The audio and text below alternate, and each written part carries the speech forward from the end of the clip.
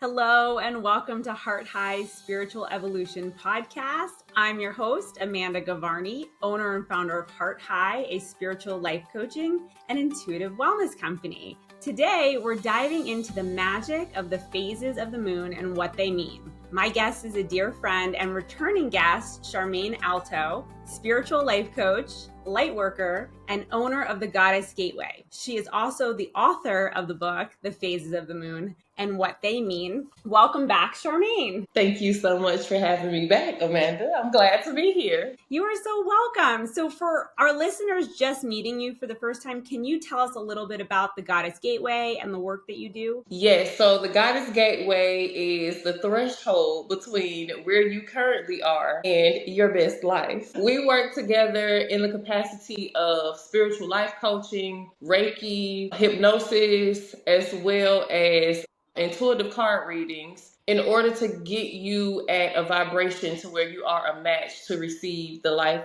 to receive and to create the life that you deserve, desire, and love. So that's the work that I do. That is my passion. I am a light worker through and through. And if you are ready to raise your vibration and to shift your reality, give me a call. Well, thank you. And I will put Charmaine's information at the end of the podcast so you guys can check her out. But if you want to just shout it out, what is your website at the moment? TheRealGoddessGateway.com.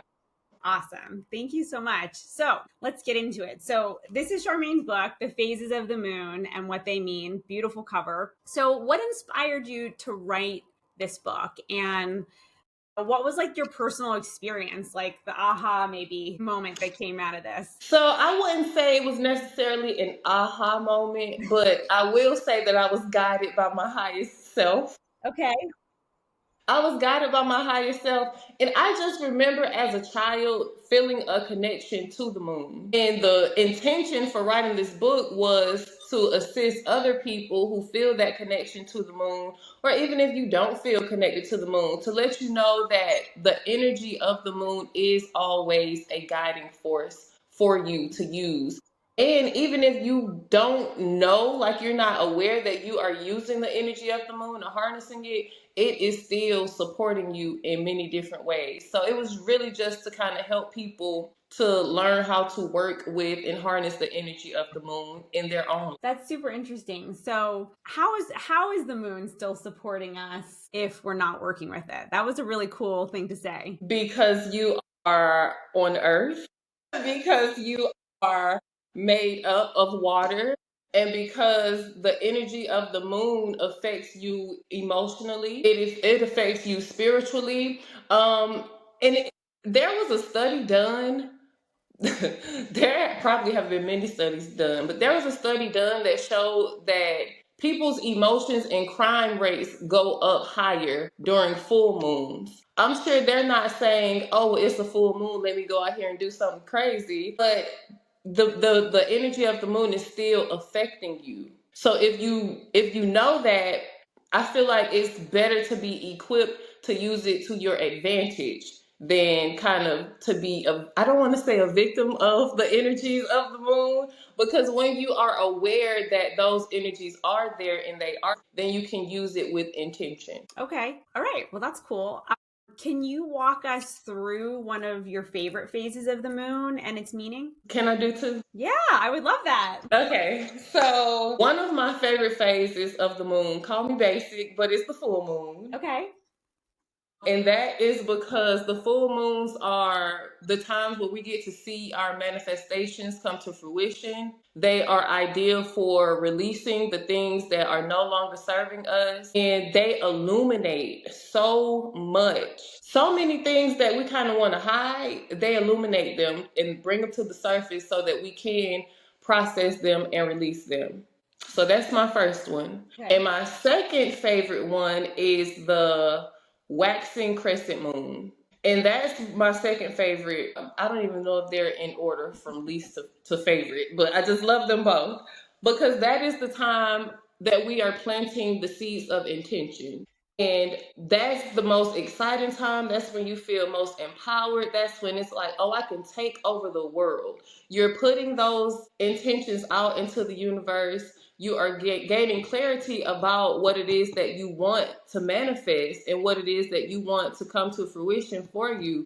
And during they kind of work hand in hand. So at the full moon, you're able to see, oh, this is the seed that I planted, but this isn't working out the way that I thought it was gonna work. So maybe I can release this. But I love that because it's like, for me, I'm seeing like 111. It's the new beginning, the time to plant the seeds of whatever it is that you want to grow. I love that.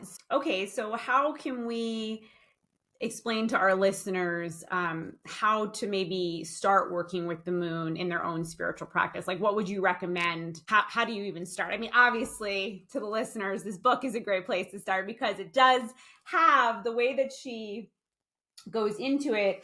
For instance, the waxing crescent, right? So it says planting the seeds of intentions. It Exactly. speaks all about the moon. It speaks about its energetic vibration, the effects on the human body, working with the energy, and journaling prompts, as well as daily affirmations and shadow work. So a lot of people, okay, I'm going to break this down a little bit. So there's different ways to work with the different phases. Before we jump to the end, what would you say the first thing that you would tell someone to do? So let's use the wax. The first thing that I would tell someone to do is to figure out what phase the moon is in right now. Step one, phase.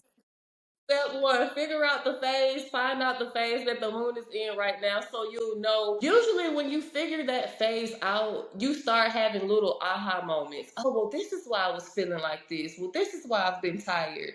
Or this is why my energy has been hyper. So, figure out what phase it is and then go through the book and see which of those aspects kind of correlate with what you are experiencing. That way you know how to shift and how to use those energies more effectively. So yeah, that's where you start. You figure out the phase, then you do kind of introspection on yourself to see if you see in the book, it'll tell you some of the physical effects that it can have on you, some of the emotional effects that it can have on you. See which one of those or which few of those you are experiencing so you'll know how to move forward. Okay, and also too, you speak about shadow work, and I know you're not the first person to speak about shadow work, but in various degrees of spiritual work and introspection, what are we looking for in the shadow work? Can you explain what that is? Because I think that the word can be creepy for some people. I do. I mean, I personally didn't really use those words. So when I started hearing the words and the terminology shadow work, I mean,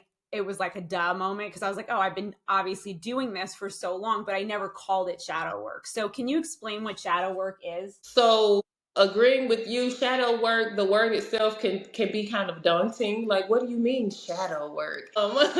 Honestly, it's simply, and the full moon is a great time for shadow work because that is when everything is illuminated. So our shadow side is the side of us that we want to kind of hide, that we sometimes deny that even exists. It's the aspects of ourselves that if we did not have to show to the world, we would not show to the world. It is the unacceptance of ourselves as a whole. So when you do your shadow work, you illuminate and you allow all of those things that you thought you had healed from to come back up to the surface instead of choking them down. You allow them to come to surface. You take a deeper look at them. So it involves some introspection, sitting with yourself, and even asking a simple question of why. Well, why do I feel this way? Because she did this. Well, why would I feel that way? Like just doing your introspection and getting to the root issue of why you are not living your best life yet. So shadow work is just allowing all of those things to come to surface and facing them head on so you can release them and clear that energy out. Okay, well, that's a pretty simple explanation. I think that that's interesting to see. So how do you kind of know when you're done with the shadow work, or are you ever done with shadow work? So I will say for certain aspects, but I feel like as long as we are having this human experience by the design of life naturally to have its ups and downs, I'm not going to say shadow work ever truly ends. I will say the focus shifts from one topic to the next topic. Because once you do your shadow work and you release it, You don't have to harp on anything. You don't have to keep reliving it. You don't have to make yourself hostage, keep yourself hostage to a certain situation or circumstance or time or even a person. Do your shadow work and know that it is done and it is okay to move forward. Now, if those issues persist and they keep coming up, I had someone reach out to me recently and they were like, "Oh, I thought I healed this already, but it keeps coming up." You need to do more shadow work around that and ask yourself those tough questions. Be open, honest, and vulnerable with yourself in those aspects. When they stop coming up, that's when you know it's healed and you don't need to continue the shadow work around that. I love that you said that because, I think it's important for the audience to hear that, we're not harping on the same issue over and over. The idea is to move through it and to put it, behind us, right? And to keep moving forward beyond that phase, right? However, like Charmaine just said, when you are diving deep, when you start to heal or work through certain things, it leads you to those next phases. So I love that you said that because I do believe that oftentimes things will come back up. And, another term we use is the mirror, right? It's like the shadow work is kind of like a mirror, right? Like looking back at yourself. And I think that this is truly one of the hardest things for people to face and to really speak honestly about. Wouldn't you agree? Absolutely, because it's everything that you want to deny. It's every part of yourself that you have not accepted. Of course, I don't want to speak freely about this. I'm perfect. Look at me as perfect and see what I'm portraying to you on the outside. My shadow doesn't exist, but it does. And until you do that shadow work, you're going to continue to be triggered by things that are outside of your control. You're going to continue to be triggered by things that you really should have healed from and released a long time ago because you have been avoiding your shadow and your shadow work. Well, our shadow work was really trying to tell us something because we had a blackout. And so we are back and we are back in the light. Charmaine, as we wrap up, why is it so important in our spiritual evolution to work with the moon phases and let them assist us and help, to guide us through it all? Because the moon phases are already working with you. So it will benefit you to cooperate and work with the moon phases with intention. So, and it's cyclical. So we are cyclical, and the moon, of course, is cyclical. So when we sync up with the moon, it's like we are in alignment with that energy and that support. So it's a benefit to us, especially when it comes to manifestation, especially when it comes to releasing and healing, and especially when it comes to intuition. Your intuition is linked to the moon as well. So I know there are a lot of people who are interested in developing their intuition more deeply.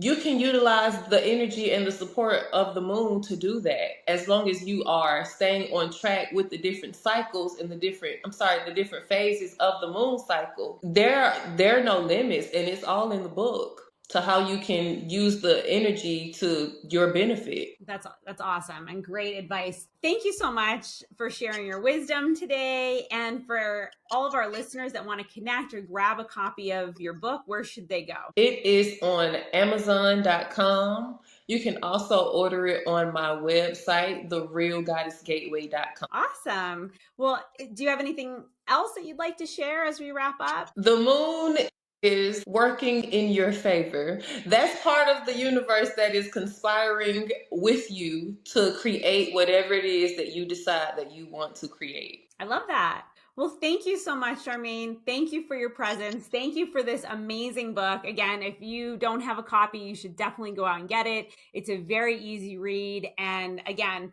love the ease of this book. And Charmaine is just an amazing person. So you should connect with her.